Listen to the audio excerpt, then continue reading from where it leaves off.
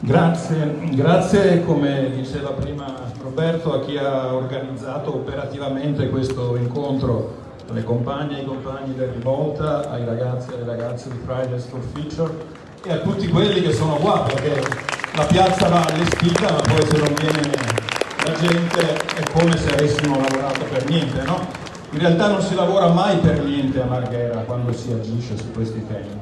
Questa grande assemblea conferma la tradizione che le più grandi adunate, i più grandi incontri su questa piazza sono sempre stati incontri, iniziative ambientaliste, sempre, a parte gli spettacoli, ma mai nessuno, neanche nessuno spettacolo ha mai riempito la piazza come quando si è riempita dopo l'incidente alla Dow Chemical. Mai. E ha fatto bene prima Laura a ricordare l'incidente chimico di poche settimane fa, perché ci ricorda in che contesto, lo diceva anche adesso Mattia, in che contesto verrebbe realizzato questo inceneritore? In che contesto viviamo? A quante poche centinaia di metri noi viviamo da quali impianti? È per questo che la risposta in questo caso deve essere, come si è detto qua, specifica e contestuale, mettendo in discussione un progetto ma un'idea, un ciclo che è il ciclo dei rifiuti, ma che è una visione di questa zona, una visione dell'industria, una visione del rapporto tra industria e città, perché certo c'è una questione industria e ambiente, ma c'è una questione dalle origini, vorrei dire, di rapporto tra industria e città qua. Noi siamo il posto in cui qualcuno ha pianificato scrivendo nero su bianco, rendendolo legale che si poteva sprigionare qualunque entità velenosa, nociva alla salute umana, così era scritto nel piano regolatore del 62. Ma questa storia è finita a un certo punto anche sulle carte, nelle carte, ma è finita prima nella testa della gente, nella testa di chi lavorava in questi impianti. Per questo è intollerabile, scusate se rubo un secondo su questo punto, l'atteggiamento dei padroni della 3D Sigma, che hanno costretto i lavoratori a scioperare per denunciare il rischio chimico, che era il rischio per loro che lì lavorano dentro quegli impianti, che anche la mattina che è scoppiato l'incendio hanno fotografato tenere a contatto sostanze infiammabili con impianti pericolosissimi, ma è anche il rischio di noi che ci viviamo vicini. Per questo la battaglia sull'inceneritore è questa cosa più grande, ma è quella cosa contro l'inceneritore. Un inceneritore è due cose. È una cosa che ci avvelena ed è una cosa che distorce il modello, in questo caso, di smaltimento dei rifiuti. Quando nel 1992, realizzandolo poco dopo, la Regione Veneto ci ha imposto qui uno dei più infami inceneritori d'Italia, non ci ha solo fatto respirare diossina e altre schifezze per 20 anni, l'abbiamo chiuso nel 2014, ci ha imposto un modello.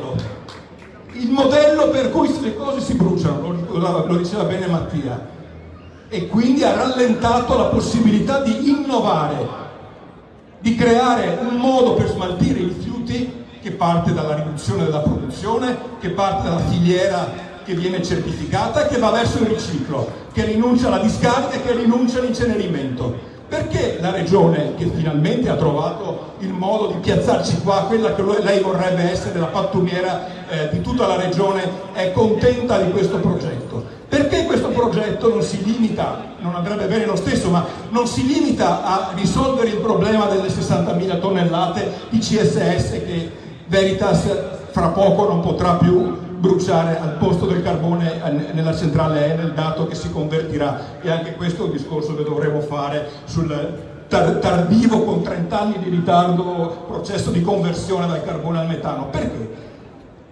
Ci sono interessi specifici, è stato detto qui, devo chiudere e non ci torno sopra, ma c'è anche una ragione molto pratica e molto precisa. Il famoso autocelebrato dalla Regione modello della differenziata delle loro province, che arrivano all'80 al 90%, no, di differenziata, e che dovrebbe smaltire soltanto un residuo 10%, in realtà è un modello fatto in modo molto greve, diciamo, in modo molto rozzo, ci ipnotizza col dato, ma da quell'80-90% residua un sacco di altro rifiuto, si chiamano sobballi. quello che resta quando hai differenziato.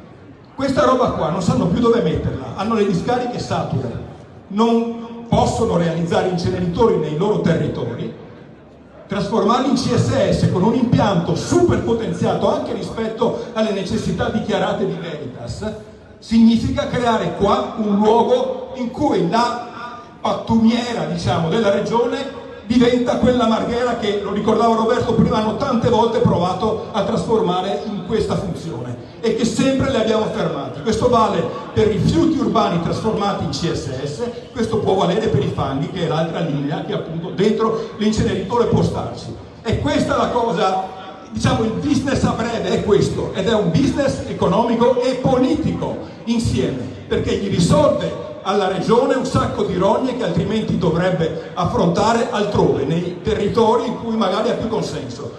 Ma siccome la loro idea è che Marghera è un posto che deve essere per forza una pattumiera, allora ce lo piazzano qua. Per questo è irresponsabile e doppiamente colpevole un'amministrazione comunale che accetta di fare del proprio territorio la pattumiera del Veneto, e forse non solo del Veneto. Per questo noi dobbiamo presentare all'amministrazione Brugnaro questo punto, e per questo non può illudersi che sia finita qua, come hanno fatto ieri quando di fronte alla proposta di discutere in consiglio comunale di questa questione hanno chiuso, poi lo dirà forse qualche consigliere, di chiudere la discussione. Non può cavarsela così, né la regione né il comune di Venezia. Questa è la questione. Ed è quello che dice questa piazza, questa città, non solo Marghera con particolare intensità se volete, ma è tutta questa città che dice che non vuol più bruciare nel fuoco chimico, ma non vuol neanche più respirare ciò che il fuoco dell'inceneritore può bruciare.